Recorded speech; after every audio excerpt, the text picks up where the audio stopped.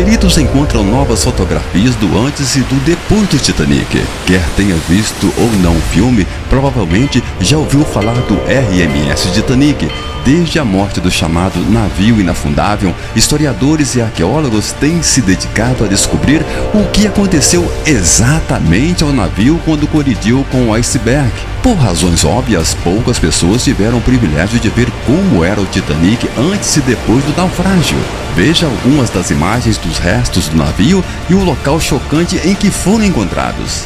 A sua construção e interiores antes do naufrágio são uma visão fascinante e provam certamente que uma imagem vale mais do que 1000 palavras. O RMS Titanic era um navio de passageiros de luxo que foi construído em Belfast, na Irlanda. A construção do navio começou em 1909 e ficou oficialmente concluída em 1912, altura em que o Titanic fez a sua primeira viagem inaugural de Southampton, Inglaterra, para Nova York.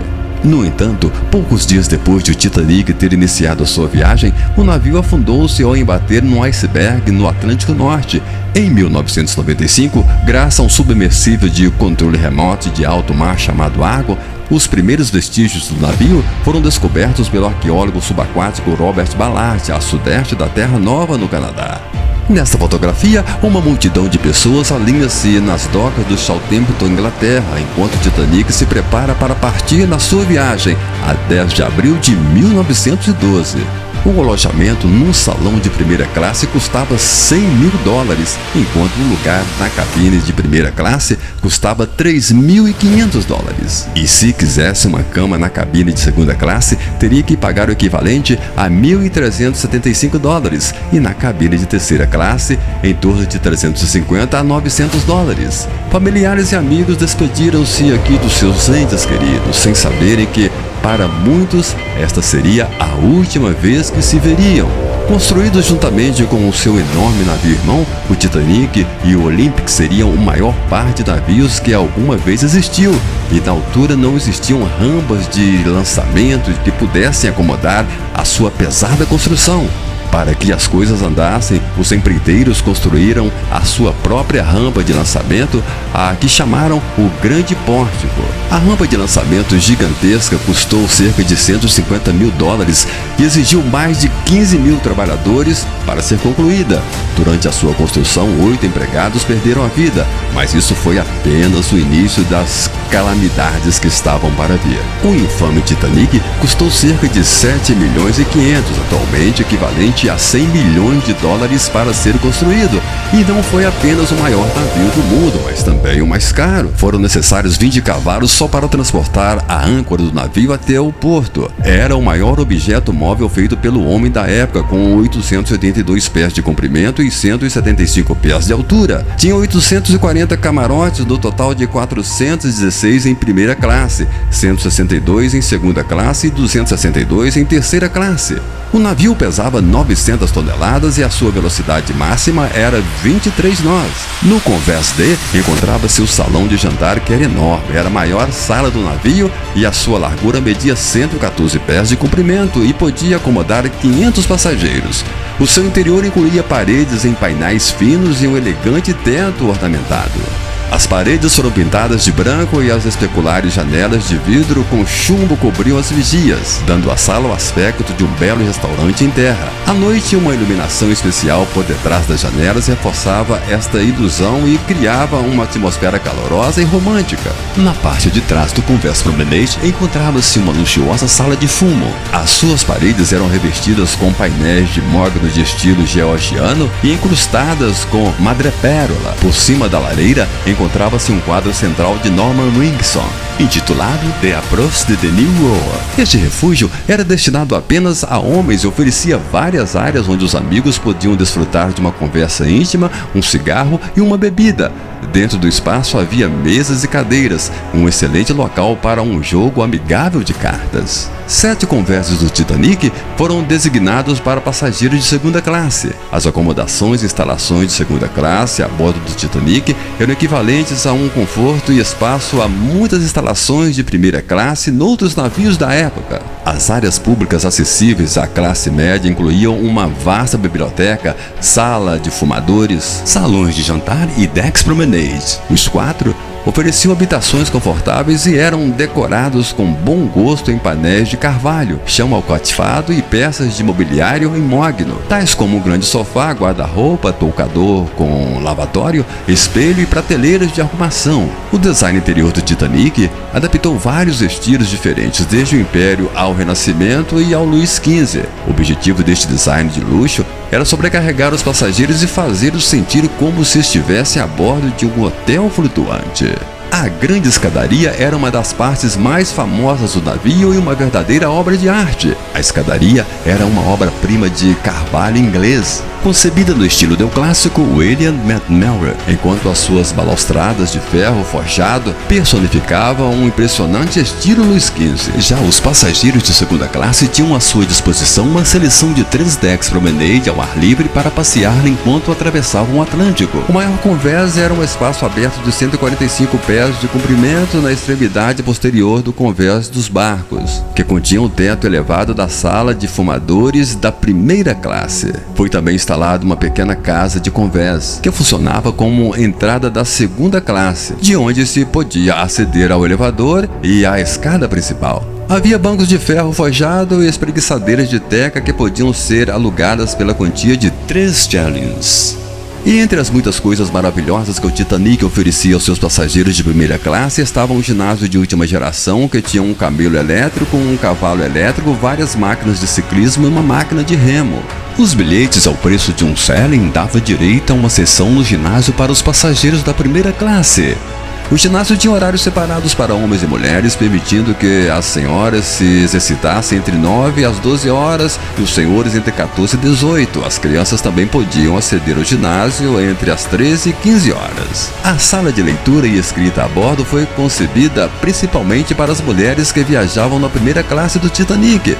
As paredes estavam pintadas de branco creme e decoradas com elegância. De um lado da sala havia uma enorme janela de proa que permitia aos ocupantes olhar para o convés promenade. No centro da sala havia uma lareira elegante que ardia intensamente, aquecia a sala, mantinha os passageiros confortáveis e aconchegados.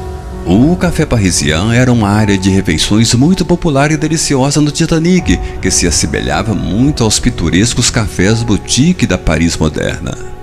Os passageiros da primeira classe podiam deliciar-se em restaurantes adicionais, como o Veranda Café e Palm Courts. As grandes janelas, o mobiliário de vime leve, as treliças, os vasos de plantas e o chão achadrezado dessas áreas sugeriam que se estavam no campo inglês. As crianças da primeira classe preferiam o Veranda Café e dirigiam-se frequentemente para lá para brincar umas com as outras. 3 dias antes de o navio perder a flutuabilidade, este rapazinho foi visto a brincar no convés do Titanic. O monstruoso navio oferecia uma série de atividades interessantes tanto para adultos como para crianças, incluindo um luxuoso banho turco de primeira classe, onde os cavalheiros podiam desfrutar de salas de vapor, casas de banho privadas e uma sala de shampoo. Havia também um grande campo de squash com bolas de raquetes que custavam 2 shillings por sessão de jogo. A parte disto, havia uma piscina espaçosa situada no convés intermédio, destinada apenas aos passageiros de primeira classe. À direita da foto está o famoso capitão do Titanic, Edward Smith. Antes de embarcar na excursão do navio inafundável, Smith se viu como oficial da Marinha Mercante Britânica e esta era suposta ser a sua última viagem antes de se reformar. As circunstâncias da sua morte foram objetos de controvérsias durante anos e surgiram várias histórias sobre a forma como terminou a sua vida. Alguns afirmaram que ele suicidou-se na ponte antes de o Titanic se afundar nas águas escuras do Atlântico Norte, enquanto outros afirmam que viram afogar-se depois de salvar uma criança que se afogava.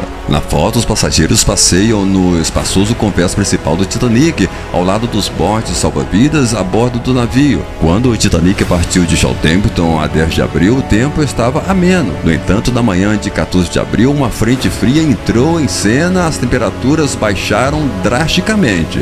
Esta fotografia assustadora foi tirada na véspera do naufrágio do navio e pode ver-se que os passageiros vestiam pesados casacos de inverno, de acordo com as condições climáticas. Nunca teriam imaginado que estes barcos de emergência a que não prestavam atenção seriam em breve a sua salvação, para alguns apenas. Quando o Titanic embateu o iceberg, demorou cerca de 2 horas e 40 minutos até que o navio se afundasse completamente abaixo da superfície do oceano. O trágico incidente ocorreu 4 dias após a viagem inaugural do navio de Southampton para a cidade de Nova York, e estima-se que havia cerca de 2.224 pessoas a bordo. O naufrágio causou a morte de mais de 1.500 pessoas, o que tornou o desastre marítimo em tempo de paz mais mortífero da história.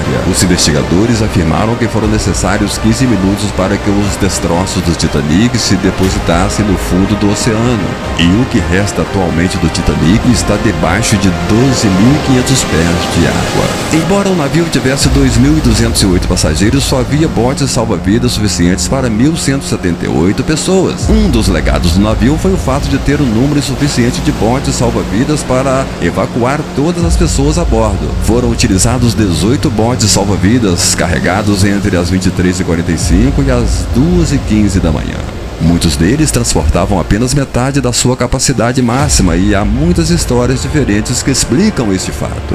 Alguns dizem que tinham medo que os barcos se dobrassem com peso, enquanto outros sugerem que foi porque a tripulação estava a seguir a tradição marítima de evacuar primeiro as mulheres e as crianças. Nesta rara fotografia, os botes salva-vidas que salvaram os passageiros do Titanic estão pendurados nas laterais do Carpathia, o navio que efetuou o salvamento. Esta fotografia a preto e branco foi tirada no momento em que o navio se dirigia para o cais de Nova York. O projetista-chefe do navio, Alexander Kaslaides, planejou originalmente que o Titanic tivesse 48 botes salva-vidas a bordo, mas o número foi posteriormente reduzido por razões estéticas. Algumas opiniões afirmaram que este número faria com que o convés do navio parecesse desordenado e desagradável à vista. Os famosos irmãos órfãos do Titanic, Michael à esquerda com 4 anos e Edmond à direita com 2 anos, ficaram temporariamente sem os pais quando o pai se afundou nas águas frias do Atlântico,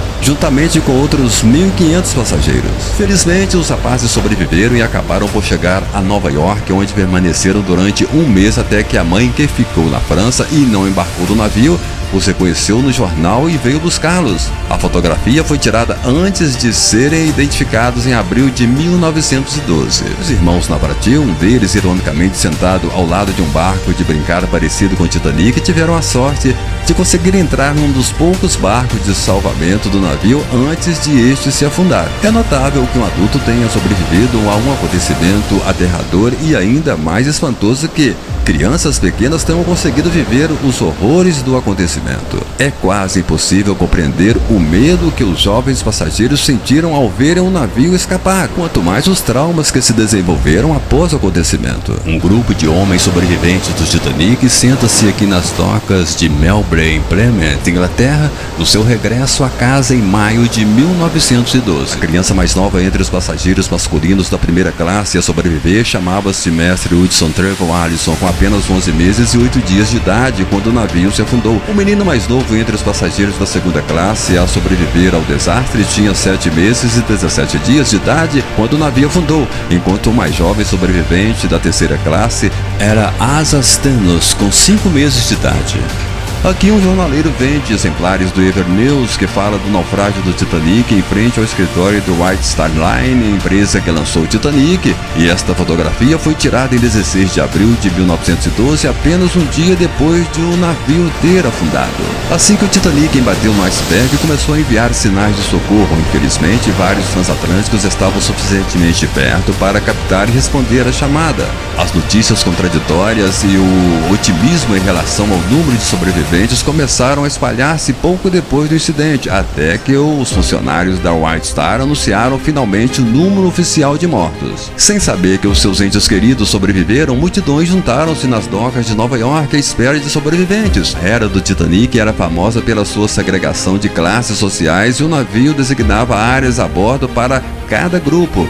A primeira classe incluía homens de negócio, políticos, militares, industriais e banqueiros. Os passageiros da segunda classe eram maioritariamente autores, professores e clérigos, enquanto a terceira classe era constituída principalmente por imigrantes.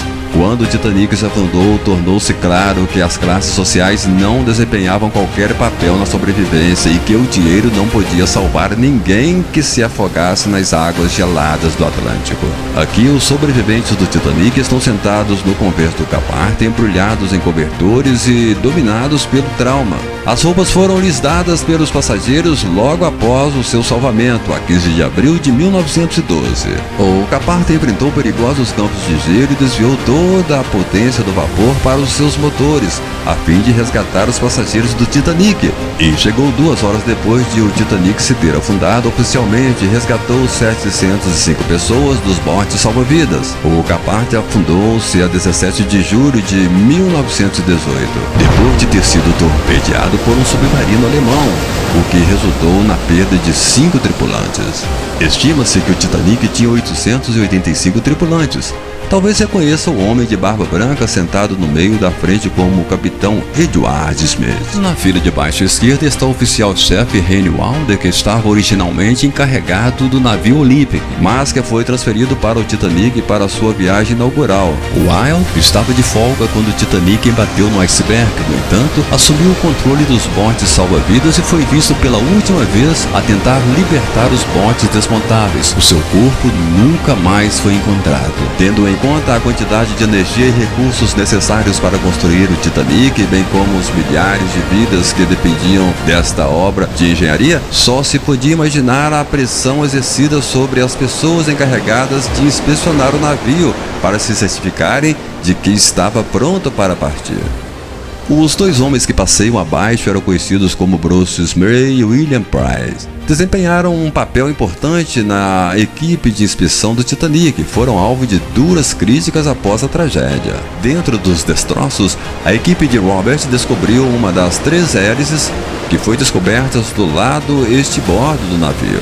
As hélices laterais do Titanic tinham 23 pés de largura, enquanto a do meio media 16 pés. A imagem da esquerda foi tirada no final da construção do Titanic e dá uma ideia clara da dimensão do navio e das suas hélices. Se o navio estivesse virado para cima, o Titanic teria sido mais alto do que qualquer edifício que existisse durante esse período. Embora a maior parte da fama seja atribuída a Jack Phillips, oficial da rádio sênior a bordo do Titanic, é importante mencionar também que Harold Bright, o seu colega mais novo, ambos foram responsáveis pelo envio do sinal de socorro quando o navio embateu ao iceberg. Nessa fotografia, Bright está a ser transportado pela prancha de embarque. Os seus pés estão envoltos às ligaduras em consequência dos ferimentos sofridos durante a operação do salvamento. Por baixo deste convés situavam-se os alojamentos dos passageiros de 2ª e 3ª classe. Surpreendentemente, os alojamentos da 2ª classe eram de fato muito superiores aos alojamentos de 1ª classe em outros navios, e de acordo com o registro de passageiros do navio, foram registrados 284 passageiros no compartimento de 2ª classe, quando este foi concebido para acomodar um número máximo de 410. Esta imagem também mostra alguns dos guindastes elétricos do Titanic. O convés A, também conhecido como convés de passeio, ficava por baixo do convés dos barcos. Este convés tinha um tamanho bastante invulgar, pois estendia-se por pouco mais de 500 pés e tinha uma forma irregular que variava entre 24 a 72 pés. Este passeio destinava-se aos passageiros de 1ª classe, bem como algumas outras instalações a bordo deste convés, que incluíam uma sala de fumo, uma sala de leitura e um salão. 4 dias após o naufrágio do Titanic, a 19 de abril de 1912, o Senado abriu um inquérito oficial sobre as causas que levaram à destruição do navio. O homem da fotografia é o Sr. Bruce Smith, o mais alto funcionário da companhia que explorava o Titanic. Ele também sobreviveu ao incidente. No decurso da investigação, descobriu-se que o Sr. Smith estava ciente dos perigos colocados pelo campo de icebergs, mas não revelou esta informação ao capitão. Um navio do tamanho do Titanic precisava, sem dúvida, de uma âncora enorme. De fato, o Titanic tinha 3 âncoras. No entanto, a mais impressionante de todas era a âncora central. O seu comprimento total era de 18 pés e 6 polegadas. A cabeça da âncora media 10 pés e 9 polegadas de largura. A âncora foi produzida por Noah Hingley Sons em Netherton, Reino Unido, em 1910. A âncora pesava 15 toneladas ou 30.000 libras. Por volta das 10h05 da manhã, a embarcação salva-vidas de emergência número 1 foi lançada à água. Era a quinta embarcação a ser lançada na noite do naufrágio. Apesar da ordem para que as mulheres e as crianças fossem as primeiras a sair, esta embarcação tinha maioritariamente homens a bordo. Uma vez que este bote foi lançado a partir do lado estibordo direito do navio, que estava sob a responsabilidade do primeiro oficial William McMaster Murdoch, este permitiu que os vários homens de primeira classe tomassem este bote depois de, presumivelmente, terem interpretado mal as ordens do capitão. No silêncio do misterioso e subaquático do Oceano Atlântico Norte, encontram-se os restos enferrujados do Titanic. Esta peça em particular faz parte do convés do barco do navio. Esta doca era o mais alto dos 10 convés do Titanic. Foi aqui que os barcos foram guardados e mais tarde lançados ao mar, na madrugada de 15 de abril. Mais tarde, descobriu-se que o escasso número de barcos, não mais de 20, foi em parte a razão do destino de tantos passageiros e tripulantes.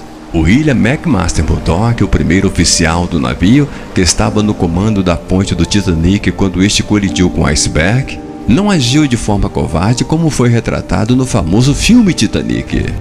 De fato, este marinheiro escocês era conhecido como um homem de confiança que subiu na hierarquia até se tornar primeiro oficial e um dos marinheiros mais proeminentes da empresa. Embora o Sr. Murdoch não tenha sobrevivido, os detalhes exatos que envolvem o seu destino permanecem desconhecidos até hoje.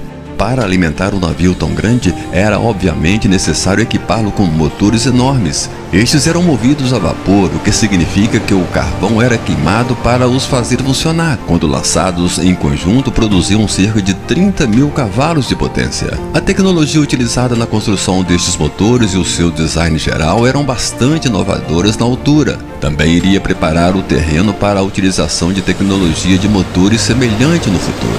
À medida que o inquérito oficial lançado pelo Senado avançava, descobriu-se que uma das razões por detrás do rápido afundamento do Titanic se devia ao fato de a tripulação ter deixado muitas das suas vigias abertas. O Titanic demorou 2 horas e 40 minutos a afundar-se, o que é relativamente rápido para um navio do seu tamanho. 2 linhas de vigias abertas foram detectadas debaixo da água por membros da tripulação que se estavam a instalar nos botes salva-vidas. As vigias abertas significavam que o navio estava a meter água rapidamente. Aqueles que conseguiram subir para os barcos de salvamento esforçaram-se para chegar ao navio de salvamento, o RMS Carpathia. A maioria dos sobreviventes eram mulheres e crianças. De fato, o segundo oficial a bordo do Titanic, Charles Herbert Lightoller, perguntou ao capitão se não devia deixar as mulheres e as crianças entrarem primeiro nos botes. No final, cerca de 74% das mulheres e 52% das crianças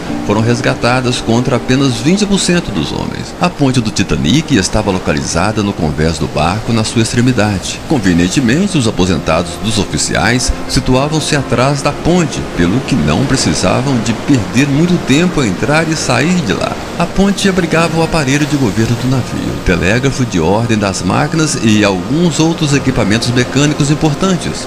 Ao aproximar-se do iceberg, foi a partir desta cabine que o sino de aviso tocou 3 vezes. O Titanic foi o primeiro transatlântico a estar equipado com uma piscina acessível apenas aos passageiros da primeira classe. Estava localizado no interior do navio, no convés F a estibordo. Tecnicamente não se chamava piscina, mas sim banho. Era talvez acima de tudo um símbolo de luxo. Tinha 30 pés de comprimento e 14 de largura. Como o único acesso a ela era através de uma porta estanque, é possível que ainda esteja em bom estado desde que possa aceder a ela. Talvez este seja um fato pouco conhecido, mas havia um número suficiente de coletes salva-vidas no Titanic. Por outras palavras, todos os passageiros tinham um colete salva-vidas. No entanto, como estamos a falar dos primeiros tempos das viagens modernas, os coletes estavam feitos de lona e cortiça. Quando muitos dos passageiros não puderam embarcar dos barcos, simplesmente saltaram por cima do corrimão com os seus coletes salva-vidas, sofrendo assim ferimentos graves devido à má conexão destes coletes. As águas que rodeiam a Nova Escócia são conhecidas por serem extremamente frias. Foi aqui que o Titanic se afundou depois de embater no iceberg. Surpreendentemente, o tempo na noite ambiente do naufrágio estava muito calmo. O capitão do Titanic foi mesmo citado a dizer que era como um lago de moinho. Estudos posteriores revelaram que uma grande célula de pressão levou os icebergs do seu local habitual a norte para sul, acabando por atravessar o caminho do Titanic. A função dos paquetes era transportar bagagens pesadas e fazer tarefas de limpeza para os passageiros de primeira classe. Infelizmente, todos estes jovens pereceram no desastre. James Humphreys, um intendente que comandava o bote salva-vidas no bronze, partilhou a história de como estes 50 rapazes perderam a vida. Pouco depois de colidiram com o iceberg, os rapazes foram chamados à entrada da cabine principal e disseram-lhe para ficarem lá até novas ordens. Quando a direção percebeu que o navio se estava a afundar, ordenou que cada homem se salvasse. Os rapazes, infelizmente, nunca conseguiram chegar ao barco de salvamento. Esta fotografia foi tirada em Nova York, no exterior do escritório da White Star Line. As pessoas reuniram-se neste local entre 15 a 18 de abril de 1912 para ouvir as últimas notícias sobre o desastre do Titanic. A White Star Line foi fundada em 1850 para tirar partido de um aumento do comércio da sequência da descoberta de ouro da Austrália. Fundada a partir dos restos de uma extinta companhia de transportes de encomendas, transformou-se gradualmente na linha de navegação mais proeminente do mundo, fornecendo serviços de passageiros e de carga entre a Grã-Bretanha e os Estados Unidos. O Titanic era conhecido por transportar uma variedade de diferentes tipos de passageiros, o que incluía estes dois adoráveis recém-casados, o senhor e a senhora George Harder.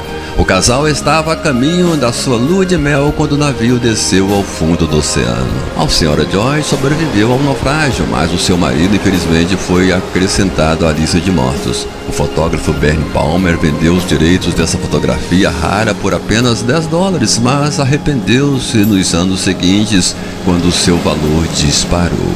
E assim vocês ficaram conhecendo a história real sobre o Titanic.